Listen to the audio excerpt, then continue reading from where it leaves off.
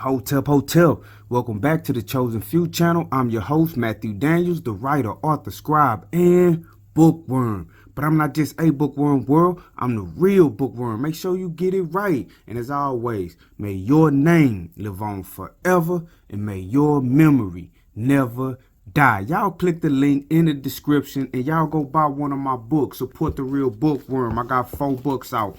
But check this out, family. Today we're going to be talking about the plague that hit the Aztecs, right? We're going to be talking about the plague that hit the Aztecs. Now, I want y'all to think about something.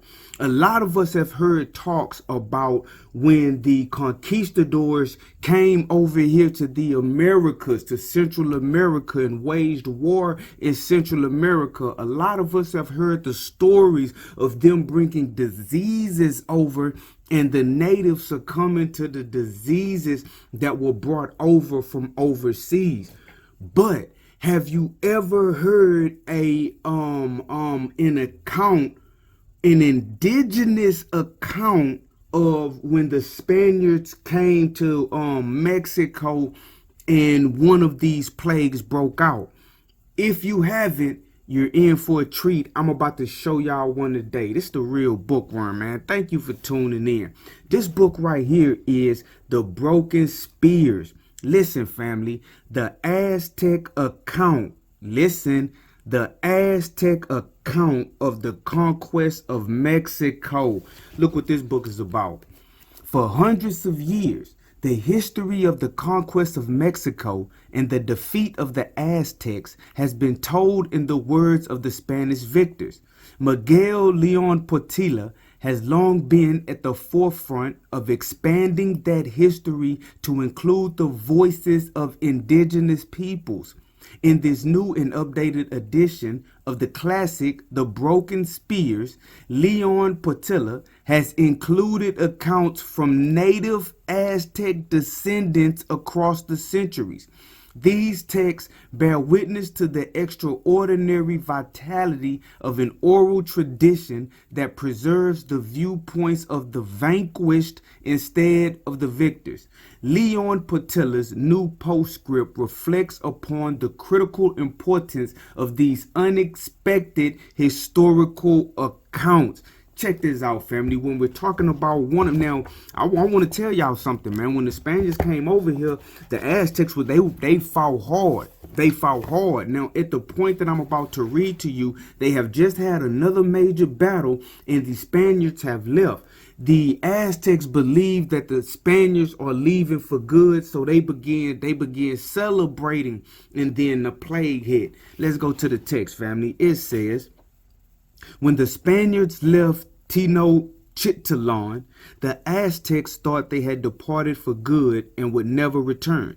Therefore, they repaired and decorated the temple of their god, sweeping it clean and throwing out all the dirt and wreckage. Remember, they just had a fight. Their temple and sacred spaces have just been desecrated in an ambush fight. They fought hard. So now that they think the Spaniards are gone, they are cleaning up their temples and cleaning up the wreckage, and they are revitalizing their sacred spaces. Then the 8th month arrived, and the Aztecs celebrated it as always. They adorned the impersonators of the gods, all those who played the part of the gods in the ceremonies, decking them with necklaces and turquoise masks and dressing them in the sacred clothing. This clothing was made of quetzal feathers, eagle feathers, and yellow parrot feathers. The finery of the gods was in the care of the great princes. That's a good insight into their culture, family. So when we see some of those pictures, those drawings, right, those ancient writings, and people are dressed up with masks on and feathers, it's possible that they are imitating these feasts, where they are imitating their gods, where their gods actually did things and they're imitating what their gods did. That's interesting. But anyway, while the Spaniards were in Tlaxcala, a great plague broke out here in Tenochtitlan. Listen to this.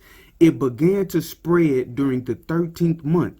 and lasted for 70 days, striking everywhere in the city and killing a vast number of our people. Sores erupted on our faces, our breasts, our bellies. We were covered with agonizing sores from head to foot.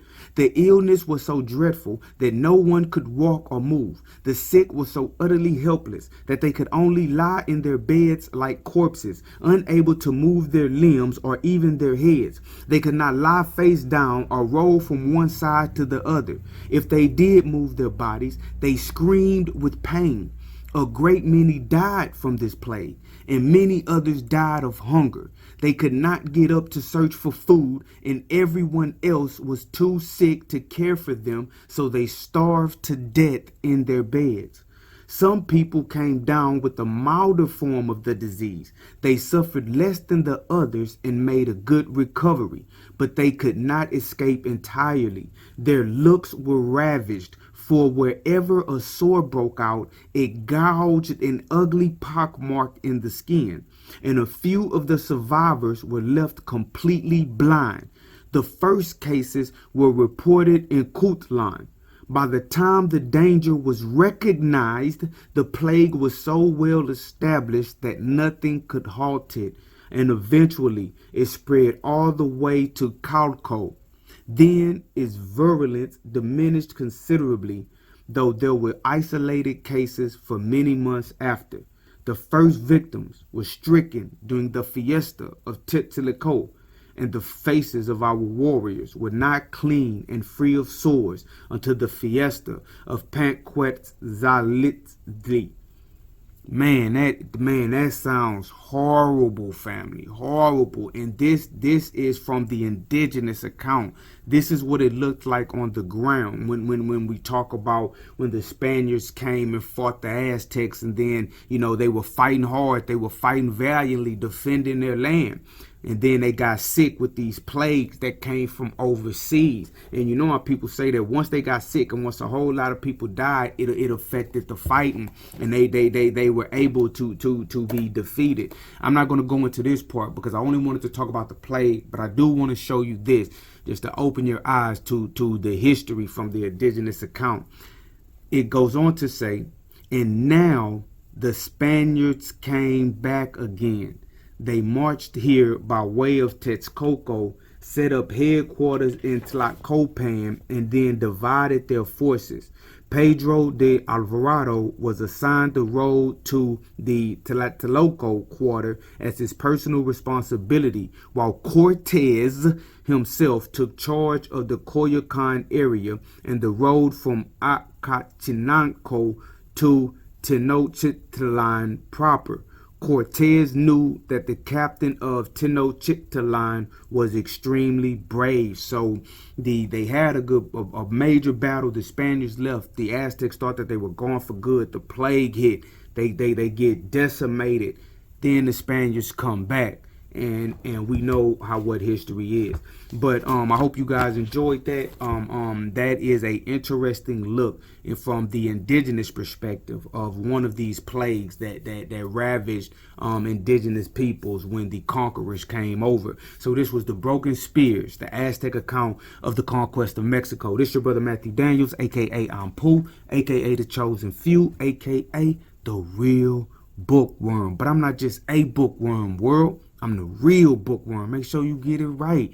And as always, may your name live on forever, and may your memory never die. And again, family, if you like the content, if you like to read, if you like to support literacy, I am an author. I have 4 legit books out. They all banging. Suicide Note by Matthew Daniels, Thicker Than Water by Matthew Daniels, Big Game Hunting by Matthew Daniels, My Beautiful and Loving Wife by Matthew Daniels. Click the link in the description. You got to get these books, family.